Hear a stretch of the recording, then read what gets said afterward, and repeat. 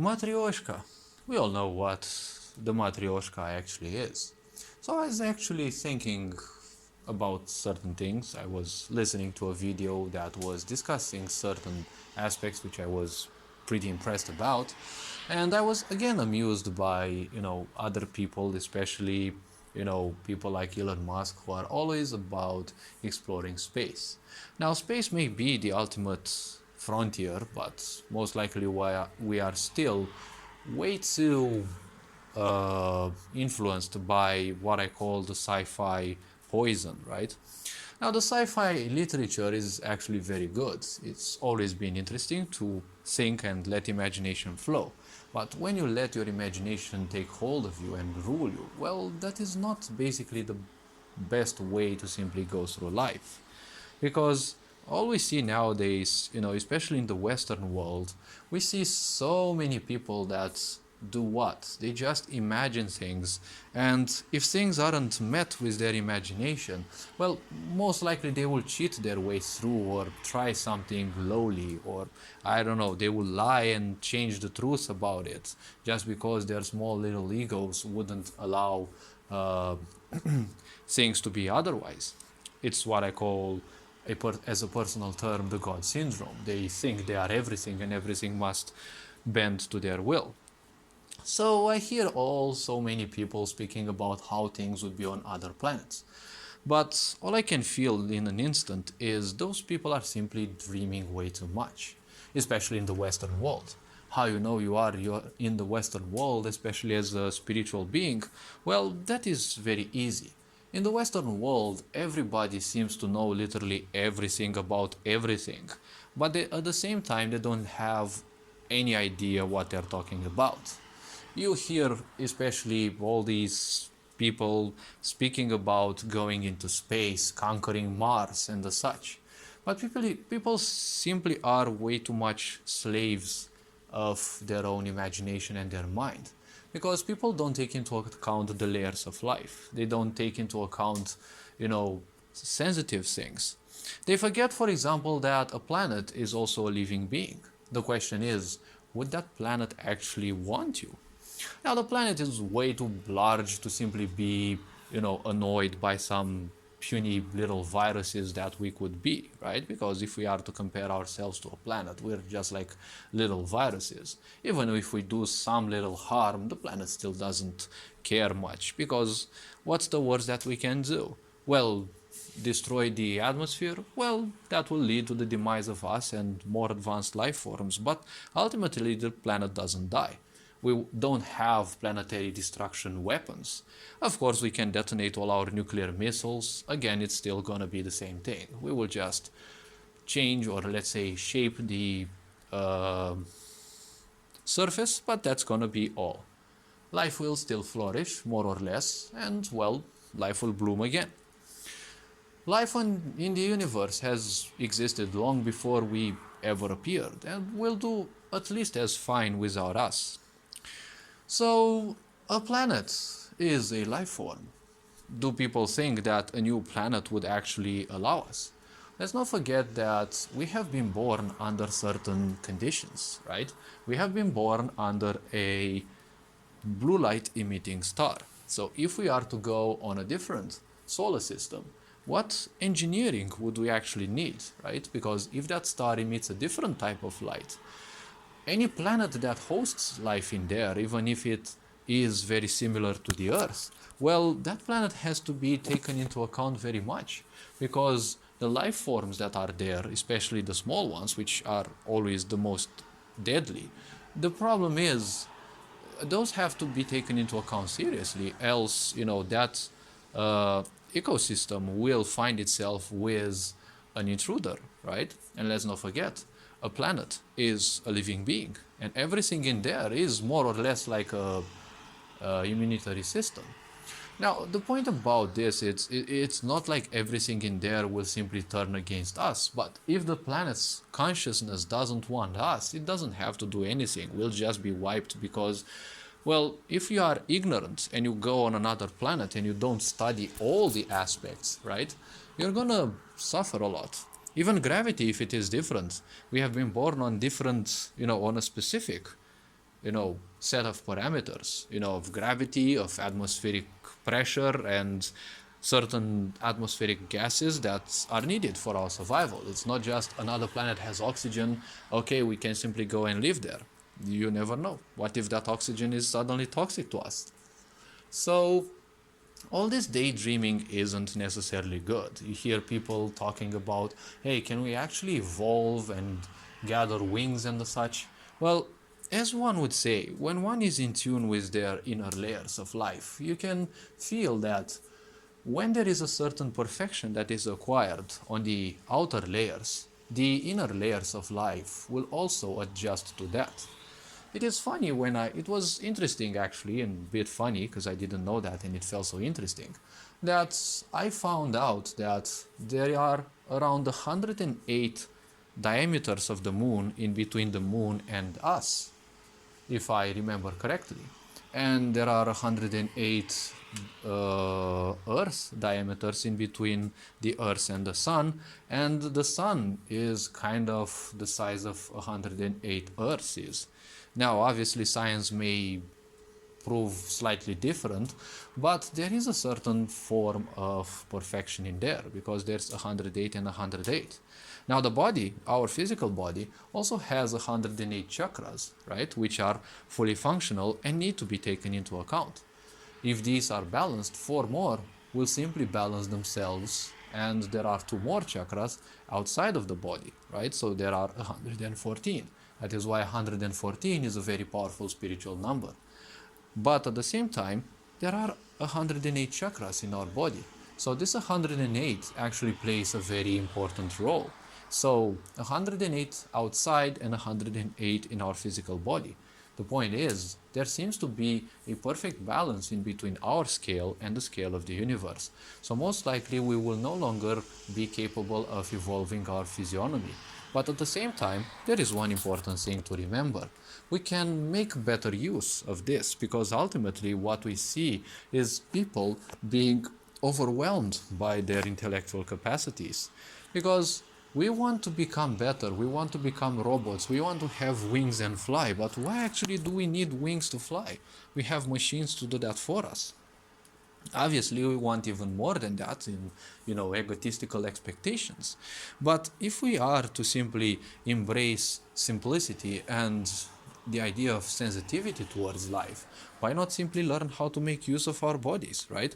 We can make better use of the body, we can make better use and change our society to simply suit those people who want to do more, to suit them with more activity. Because you go to a job and you simply don't do much activity, you're just stressing out about certain things and you have unreal expectations most likely from so many fuckers around there, right? So many, sociopaths, narcissists, whatever those people may be. Because a sick society will always be filled with such people. It's not necessarily their fault, but at the same time, how to not necessarily cure this, but how to teach people to observe their problems and, tend themselves to cure their problems. Because if you want to cure other people, you will do technically against what they are. And again, this is against the sensitivity of life. If you can teach or if you can simply adjust a person, even if they are somewhat dangerous to society, you can at least adjust them to a society, right? Because everyone knows narcissistic minds can be very dangerous, right? But at the same time, they have a need for attention. And we know that if a narcissistic being would get a lot of attention, they would easily do a lot of good things for society. They would build hospitals, they would build a lot of things, as, unbelievable as it may sound. It all matters that they receive the credit and, the attention that they require. Ultimately, the gain for society would be much better. Obviously, this is just a far-fetched example. I'm not saying one should worship everyone, but the point is, society can be shaped in such a way that the sensitivities of life become far more important, especially to the newer generations, because the old generations are kind of, most likely they're kind of way too damaged to ever accept change. So the point is, what we leave behind us should be far more important than how we live life. We may not have lived the best life, but this is mainly because we don't know how to simply use our intellect. If we are to compare ourselves with any other generation in history, we should call ourselves one of the coziest generations. We're no longer back in the times of cave people, right? Where we have to forage food and, stay away from home days probably, and most likely come empty-handed, right? And that could have spelled doom. We're no longer in, medieval societies where anything could happen, right? We are in a society where we are using everything as a tool to control others and to, conduct wars on all possible levels. We, have allowed so many people to take power because they believe that they are some kind of gods on this planet. And they apparently seem to lack any sort of empathy. But ultimately, the question is, do you think that, all these problems are simply there pinpointed by society, or are they just other distractions? Because as soon as you are born, you are simply distracted with literally everything. Your mobile phone is distracting you and you're using it as a distraction. Even as a tool, it still distracts you, right? You may need it for emails, you may need it for everything, but more or less, technically, everything in this world is a distraction. When you pay your attention to something, you don't pay your attention for nothing, right? Where your attention goes, right, energy flows. So technically, all these devices that were created in this sick society technically eat a bit of your life, more or less, depending on how much attention people give. Now, all that attention that we give is energy. So that energy goes to those devices, but those devices are not the end eaters, right? All those devices take that energy and, well, they are all part of a connection, right? So the big question would be, what is it that we actually are feeding with this energy, right? Because if we are to look at how this planet has been shaped by some people, or whatever you want to call them, it looks like what I call a Matrioshka prison. First of all, it's a planet. So this planet, you kind of, in a way, well, you can't leave it, right? Because if you leave it, you go into outer space. With the proper suits and, equipment and training, yes, you can go in there. But, you're just going into space as a visitor. Well, technically, you're a visitor in this planet as well. On this planet as well. But in outer space, there are other rules. And the stakes are much higher.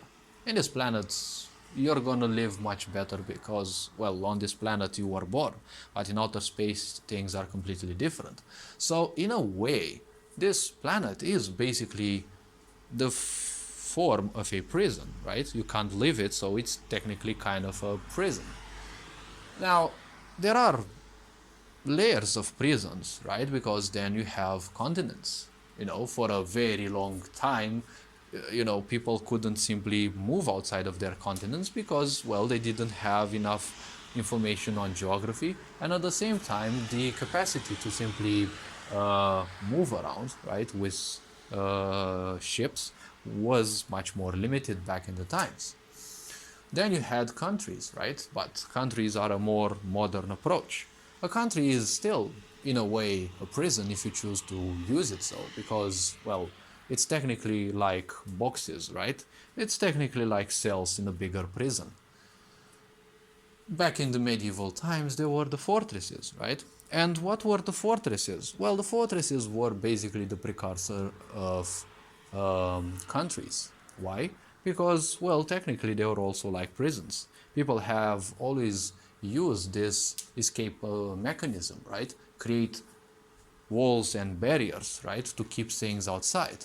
But the problem is, you're not separating the problem from you, you're separating you from the problem. So technically, well, neither of the two paths are necessarily good, but when you separate yourself from the problem, right, the problem is still there, but you just entomb yourself, right? You just imprison yourself, hoping that it is gonna be outside. Because if you live in the wilderness, right, and you build, let's say, an impregnable defense shelter, right? If a lion has enough patience, they will keep stalking you. And you know you won't be leaving that shelter during the night because it's a feline, right? And then there's also paranoia. So the point about life is these prisons, we are using them as prisons because of ignorance, right? If we are to take into account more things, well, those cities, those fortresses, right, were again some kind of prison because, well, you didn't feel like leaving them, right? And when you enjoy your comfort zone, that is also technically a prison. Nowadays, we have kind of the easiest prisons ever because most people are so cozy in their houses that, you know, that's basically a very good prison. So the other point is, well, in every city, you know, in every country there are cities, right, which are even smaller cells of a prison. And in every city there are houses and apartments, which again are other different cells, right? And in each of these apartments and houses there are people, right? And in their minds, right, if they don't know how to use their minds, well, their mind itself ends up also as a prison because the mind will simply create. When it is flooded with ideas, it will simply create more to simply, or well, it wants to rid itself of all the karma that people create through overthinking, and well, they have to go through the same thoughts again to simply liberate them. They have to go through all the thoughts that they have created without judgment so that they are finally liberated. This may take several tries. I'm not exactly sure how the process goes, but you know, all those things that you thought of once, sooner or later, when the cycle is almost complete, they will come back into your mind. And if you create further attachment of whatever emotion or thought towards those, well, you start the cycle again. You're believing, because you don't know how your body works, that you have, you know, given up that thought, but well, it's still there, waiting for the cycle to go around again. And it may go slower or faster, it also depends. But you know, it's a prison in a prison in a prison in a prison in a prison. That's why I imagine the idea of a Matrioshka prison system. Hopefully this video was introspective enough. You are appreciated. Take care. Ferenc on board signing out.